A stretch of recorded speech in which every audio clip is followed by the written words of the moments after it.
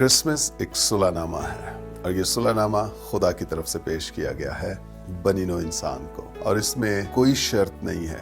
इसमें खुदा ने अपना आप खोल दिया है कि मुझे इंसान से मोहब्बत है और मेरी मोहब्बत का सबूत ये है कि मैं अपना बेटा यीशु मसीह इंसान के लिए कुर्बान कर रहा हूँ। और क्रिसमस उस कुर्बानी का आगाज़ है, उस कुर्बानी की पैदाइश का दिन है। ये सुलह खुदा ने हमसे की है।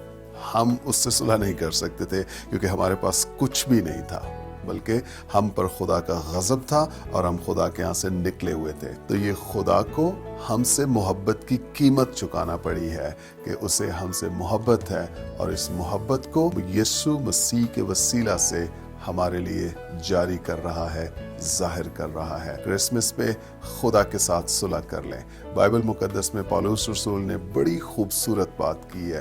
पौलुस रसूल कहते हैं कि मसीह हमारी सुलह है, जिसने हमें और बाप को एक कर दिया है, और जुदाई की उस दीवार को जो हमारे बीच थी उसे उसने ढा दिया है। हालेलुया। क्रिसमस खुदा के साथ इंसान की सुलह का नाम है। मेरी तरफ से आपको मेरी Christmas and happy new year. God bless you.